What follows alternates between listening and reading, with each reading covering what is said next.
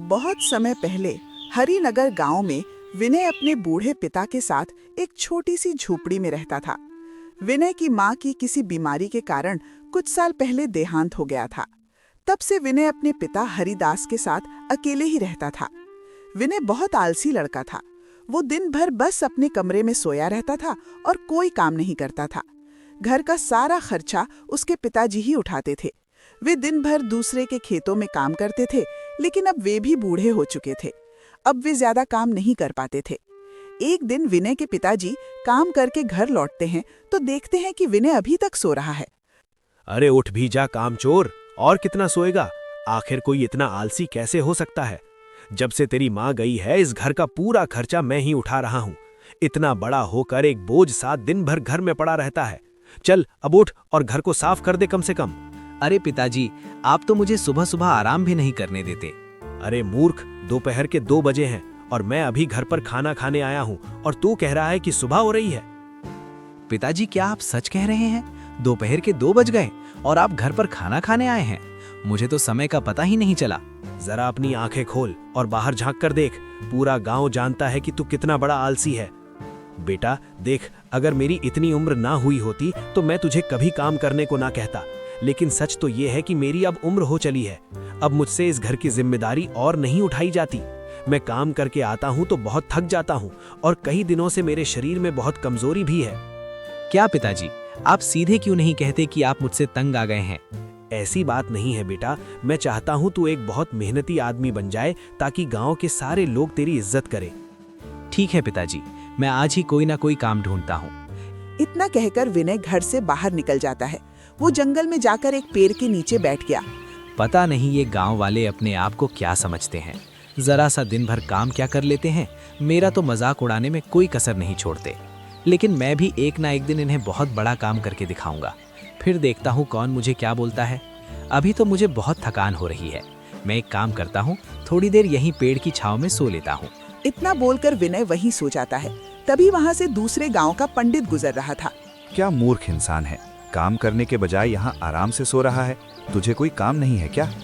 पंडित की बात सुनकर विनय की आंख खुल जाती है और वो उठकर बोलता है, अरे पंडित जी, दिक्कत क्या है आपको? आप मुझे शांति से सोने क्यों नहीं दे रहे? मैं काफी दिनों से देख रहा हूँ, तुम रोज यहाँ आकर सो जाते हो। अभी भी वक्त है, सुधर जाओ। मुसीबत तुम्हारे सिर पर मंडरा रही है। कैसी मुसीबत है पंडित जी? आप यहाँ से जाओ ना, मुझे शांति से सोने दो। मैंने तुम्हारे जितना आलसी आदमी अपने जीवन में कभी नहीं देखा। कोई ना कोई काम ढूंढने के बजाय तुम रोज यहाँ आकर सो जाते हो। अरे नहीं नहीं, ये क्या कह रहे हैं आप? मैं गांव में काम ढूंढने ही निकला था, लेकिन गांव के गोपाल ने मेरा दिमाग खराब कर दिया, इसलिए बस यहाँ बैठकर थोड़ा आराम कर रहा था। अरे आलसी आदमी, ये क्यों नहीं कहता कि काम ढूंढने निकला था लेकिन मन नहीं किया? तू यहाँ पेड़ के नीचे आकर बैठा है, लेकिन तुझसे बात करके मैं अपना समय क्यों बर्बाद करूँ? मुझे और भी जरूरी काम है। इतना कहकर पंडित जी वहाँ से चले जाते हैं। वो एक बहुत विद्वान पंडित थे, लेकिन विनय पर उनकी बातों का कोई असर नहीं हुआ और वो फिर से सो जाता है। देखते ही देखते शाम हो जाती है और विनय घर लौटता है। आज भी तुझे कोई काम नहीं मिला ना? पिताजी, मैं काम ढूंढने ही बाहर निकला था, लेकिन गांव के गोपाल ने मेरा दिमाग खराब कर दिया। बस इसलिए आज मुझे कोई काम नहीं मिल पाया। बेटा, तू तो रोज ही कोई ना कोई बहाना बनाता है। भला किसी के बोलने से क्या होगा? अगर तूने काम ढूंढा होता तो तुझे जरूर मिल गया होता। पिताजी, आप क्या कहना चाहते हैं? मैंने सच में काम ढूंढने की कोशिश की थी, लेकिन फिर उसने फालतू की बातें करके मेरा दिमाग खराब कर दिया। आप चिंता मत कीजिए, मैं कल फिर से जाऊंगा और कोई ना कोई काम जरूर ढूंढूंगा। इतना कहकर विनय खाना खाता है और सो जाता है।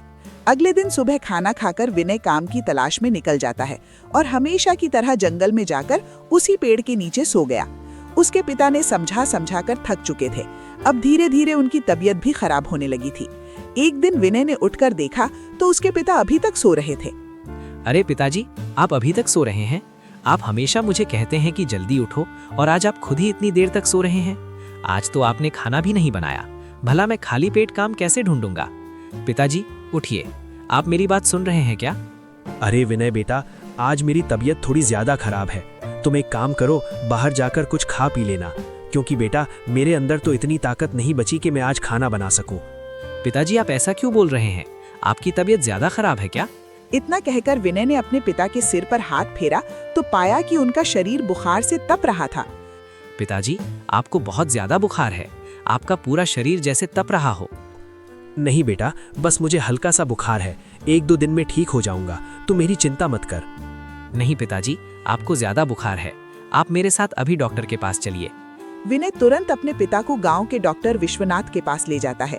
डॉक्टर ने अच्छे से जांच करके विनय से कहा, विनय, तुम्हारे पिताजी की तबीयत बहुत ज्यादा खराब है। उनके किडनी में इन्फेक्शन है, इसलिए उनकी हालत गंभीर है। जल्द से जल्द उनका ऑपरेशन करना होगा, तभी तुम्हारे पिता ठीक हो पाएंगे। लेकिन डॉक्टर साहब, ऑपरेशन में तो बहुत पैसे लगते हैं ना? हाँ, उसके लिए तुम्हें 60,000 रुपए जमा करने होंगे अस्पताल में। ठीक है डॉक्टर साहब, मैं आपको कुछ दिनों का वक्त देता हूँ, मैं पूरे पैसे जमा कर दूंगा। ठीक है विनय, मैं तुम्हें तब तक कुछ दवाइयाँ दे देता हूँ, उन्हें खिला देना, उन्हें कुछ राहत मिलेगी। विनय अपने पिताजी को लेकर घर लौट आता है, लेकिन अब उसे अपने आलस पर बहुत गुस्सा आ रहा था। विनय आलसी जरूर था, लेकिन वो अपने पिताजी से बहुत प्यार करता था। आज रात का खाना विनय ने ही बनाया। जो विनय हर रोज बिना किसी चीज की परवाह किए सोया रहता था, आज उसकी आंखों में नींद नहीं थी। उसे उसके पिताजी की चिंता खाए जा रही थी। ये सब मेरी लापरवाही की वजह से हो रहा है। माँ के जाने के बाद काश मैं पिताजी के कंधों पर इतना बोझ ना डालता। लेकिन अब मैं क्या करूं? कहां से लाऊं इतने सारे पैसे? अगर पिताजी का ऑपरेशन नहीं हुआ तो माँ की तरह वे भी मुझे छोड़कर चले जाएंगे। नहीं, मैं ऐसा नहीं होने दूंगा। कुछ ना कुछ करके मुझे जल्दी से पूरे पैसे जमा करने ही होंगे। विनय रात भर इसी चिंता में डूबा रहा। सुबह होते ही वो गांव के सरपंच के घर गया। क्या बात है विनय, तू आज इतनी सुबह सुबह यहाँ कैसे? इतनी सुबह तेरी नींद कैसे खुल गई? सरपंच जी, मुझे आपकी मदद की जरूरत है। मेरे पिताजी की तबीयत बहुत खराब है, इसलिए मुझे कुछ पैसों की जरूरत है। अच्छा, तो तू यहाँ सुबह सुबह पैसे मांगने आया है? सरपंच जी, डॉक्टर ने कहा है कि अगर ऑपरेशन नहीं हुआ तो उनकी जान को भी खतरा है। आप मुझे कुछ पैसे उधार दे दीजिए, मैं दिन रात काम करके आपके सारे पैसे चुका दूंगा। मेहनत, और वो भी तू? जा, किसको पागल बना रहा है? ये तो एक ना एक दिन होना ही था। बेचारा हलीदास तुझ जैसे भैंस को इतने दिनों से पाल रहा था, घर में बैठकर खिला रहा था। बुढ़ापे में इतना काम करेगा तो बीमारी तो होगी ही ना। सरपंच ने विनय को पैसे देने से साफ मना कर दिया। तब विनय गांव के सेठ हरीलाल के पास जाता है। वो सेठ गांव का सबसे अमीर आदमी था। उसके पास बहुत सारी जमीन थी। गांव का हर व्यक्ति विनय की आदतों से परिचित था। विनय को देखते ही सेठ हरीलाल बोला, अरे वाह भाई विनय, आज तो इतनी जल्दी यहाँ कैसे? सेठ जी, मुझे आपकी मदद की जरूरत है। मेरे पिताजी की तबीयत बहुत खराब है, इसलिए मुझे कुछ पैसों की जरूरत है। सेठ जी, डॉक्टर ने कहा है कि अगर ऑपरेशन नहीं हुआ तो उनकी जान को खतरा है। आप मुझे कुछ पैसे उधार दे दीजिए, मैं दिन रात काम करके आपके सारे पैसे चुका दूंगा। कृपया मेरी मदद कर दीजिए। इसके बदले चाहे आप अपने खेतों में मुझे जितने साल भी काम करवा लें, मैं करने को तैयार हूँ। अरे, तुझे सुबह सुबह पागल बनाने को कोई नहीं मिला था क्या? तुम्हें ये पूरा गांव जानता है। रोज अपने पिताजी से बोलकर निकलता है कि काम ढूंढने जा रहा हूँ और दिन भर जंगल में सोया रहता है। तू खाकर अपनी थाली तो धो नहीं सकता, खेतों में क्या खाक काम करेगा? सेठ की बातें सुनकर विनय को अपनी आदतों पर बहुत पछतावा होता है और वो निराश मन से वहां से चला जाता है। आज भी विनय उसी पेड़ के नीचे जाकर बैठा था, लेकिन आज उसके चेहरे पर उदासी थी। आंखों में पछतावे के आंसू थे। हे भगवान, मुझे माफ कर दीजिए। मुझे इतना आलस नहीं करना चाहिए था।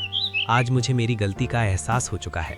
मेरे आलस की वजह से आज मुझे गांव में कोई भी काम देने को तैयार नहीं है और पिताजी की तबीयत इतनी ज़्यादा खराब है। लेकिन अब मैं क्या करूं?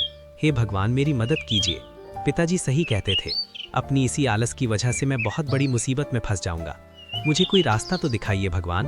तभी वही पंडित उस रास्ते से गुजर रहा था जिसने उसे पहले फटकार लगाई थी। उसने विनय को रोते हुए देखा तो वहीं रुक गया और बोला, मैंने तुझे कहा था ना कि तुम्हारे सिर पर बहुत बड़ी मुसीबत मंडरा रही है, और तूने मेरी बात को मजाक समझ लिया था। आपने बिल्कुल सही कहा था महाराज, मुझे माफ कर दीजिए। मैं सच में बहुत बड़ी मुसीबत में फंस गया हूँ। मेरे पिताजी की तबीयत बहुत खराब है और गांव में हर किसी ने मेरी मदद करने से इनकार कर दिया है। देख मेरे बच्चे, इस दुनिया में कोई किसी की मदद नहीं करता, और तेरी मदद किसी ने इसलिए नहीं की क्योंकि तू बहुत बड़ा आलसी है। उन्हें इस बात का डर है कि उनके पैसे डूब जाएंगे। अगर तू पहले से काम कर रहा होता तो तुझे किसी के आगे हाथ फैलाना ना पड़ता। आपने बिल्कुल सही कहा। मेरी गलती पर बहुत पछतावा हो रहा है। मैं पिताजी को खोना नहीं चाहता। उन्होंने कभी मुझे माँ की कमी महसूस नहीं होने दी। ब्राह्मण ने देखा कि विनय को सच में अपनी गलती पर पछतावा हो रहा था और वो अपनी गलती सुधारना चाहता था। इसीलिए ब्राह्मण ने एक छोटी सी पोटली निकाली और विनय को देते हुए कहा, विनय, इस पोटली में जादुई भस्म है। इस भस्म को तुम हमेशा अपने पास रखना। इससे तुम्हारा सारा आलसपन दूर हो जाएगा और तुम्हारे अंदर इतनी ताकत आ जाएगी कि तुम जानवरों की तरह दिन रात काम करके अपने पिता के इलाज के लिए बहुत जल्दी पैसे जोड़ लोगे। महाराज, क्या ऐसा सच में मुमकिन है? आपने मेरी इतनी मदद की है तो कृपया मुझे इतना बता दीजिए कि मैं कौन सा काम करूं जिससे मैं पैसे जोड़ पाऊं, क्योंकि इस गांव में तो मुझे कोई भी काम देने वाला नहीं है। वो सब तुम इस भस्म पर छोड़ दो। इसे अपने पास रखना, तुम्हें रास्ता खुद ब खुद मिलता जाएगा। विनय ने वो भस्म अपने पास रख ली और ब्राह्मण वहां से मुस्कुराते हुए चला गया। पंडित के कहने अनुसार विनय ने लकड़ियां जमा करना शुरू कर दिया और थोड़ी ही देर में उसने बहुत सारी लकड़ियां जमा कर ली। अरे वाह, मैंने तो कितनी सारी लकड़ियां जमा कर ली हैं। सच में ये भस्म तो जादुई है। इससे तो मेरे पूरे शरीर में फुर्ती आ गई है। इतना कहकर विनय सारी लकड़ियां लेकर गांव में गया और वे बिक गईं। शाम को विनय घर आया और पैसे जोड़े तो पाया कि आज लकड़ियां और फलों को बेचकर उसे पूरे 5,000 रुपए मिल चुके थे। ऐसे तो मैं बहुत जल्दी और 60,000 रुपए जमा कर लूंगा। अब कल से मैं और 2 गुना काम करूंगा ताकि पिताजी का इलाज जल्दी से कर सकूं। अगले दिन सुबह होते ही विनय जंगल से लकड़ियां लेकर गांव आ गया। इस तरह दिन रात काम करते देख गांव वाले हैरान थे। दिन रात जानवरों की तरह काम करके 1-2 हफ्तों में ही विनय ने 50,000 रुपए जमा कर लिए थे। ईश्वर की कृपा से 50,000 तो जमा कर लिए हैं, लेकिन अब मुझे 10,000 और चाहिए। मुझे जल्द से जल्द ये पैसे भी जमा करने होंगे। मेरे पास ज्यादा समय नहीं है। पिताजी की तबीयत भी और खराब होती जा रही है।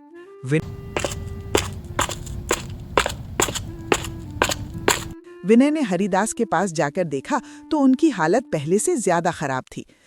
मुझे कल ही पिताजी को डॉक्टर के पास ले जाना होगा। मैं कल ही सेठ जी के पास फिर से जाऊंगा काम मांगने। हो सकता है इस बार वे मुझे काम दे दें। अगले दिन विनय फिर सेठ के पास जाता है। सेठ जी, उस दिन तो आपने मुझे आलसी कहकर भगा दिया था, लेकिन मैंने पूरी मेहनत करके 50,000 रुपए जमा कर लिए हैं। अब सिर्फ 10,000 रुपए बाकी है मालिक। कृपया मेरे पिताजी की जान के खातिर मुझे काम दे दीजिए। उनकी तबीयत बिगड़ रही है। मैं दिन रात काम करूंगा मालिक, कृपया मुझे रख लीजिए। अच्छा ठीक है विनय, मैं तुम्हें पैसे तो दे दूंगा, लेकिन उसके लिए मेरी एक शर्त है। तुम्हें मेरे खेतों को जोतना पड़ेगा। जितने बीघा खेत तुम जोतोगे उतने 1,000 रुपए मैं तुम्हें दूंगा। मंजूर है तो बोलो। ठीक है मालिक, तो मैं अभी से काम शुरू कर देता हूँ। आपका बहुत बहुत धन्यवाद मालिक। दिल में अपने पिताजी को बचाने की उम्मीद लिए विनय खेतों में हल चलाना शुरू कर देता है। दिन भर बिना आराम किए वो खेतों में काम करता रहा। उसकी मेहनत का पसीना गवाही दे रहा था कि उसके दिल में पछतावे की आग जल रही है। सुबह से शाम हो गई, लेकिन विनय अभी भी काम कर रहा था। अगले दिन सुबह सेठ अपने खेतों पर आया तो उसने देखा कि विनय ने 10 बीघा खेत जोत दिए थे। वो हैरान रह गया। अरे वाह लड़के, तू इतनी मेहनत करेगा मैंने सोचा भी नहीं था। तूने कल से बिना आराम किए मेरे 10 बीघा खेत जोत दिए। मैं तुम्हारे काम से बहुत खुश हूँ। आज ही तुम्हें 10,000 रुपए दूंगा। आज ही अपने पिताजी का इलाज करवा लो।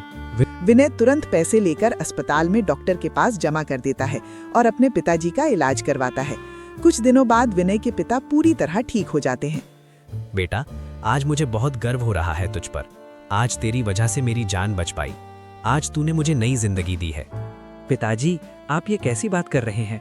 माँ के जाने के बाद आपने ही तो मुझे पाला है। हरिदास की ठीक हो जाने के बाद भी विनय ने अपना काम नहीं छोड़ा। एक दिन विनय हमेशा की तरह जंगल में लकड़ी काट रहा था। तभी उसे पीछे से एक आवाज सुनाई दी। कैसे हो विनय? विनय ने पीछे मुड़कर देखा तो वहाँ वही ब्राह्मण खड़े थे। उन्हें देखकर विनय बहुत खुश हुआ। अरे महाराज, आप यहाँ? आपका बहुत बहुत धन्यवाद। आपकी उस भस्म की वजह से मुझे नई जिंदगी मिली। मेरे पिताजी का भी अच्छे से इलाज हो गया। अब वे बिल्कुल ठीक हैं। आपकी वजह से आज मेरे घर में किसी चीज की कमी नहीं है। आपका ये आभार मैं जीवन भर नहीं भूलूंगा। ब्राह्मण मुस्कुराए और विनय से कहा, अरे बेटा विनय, मैंने तो कुछ भी नहीं किया।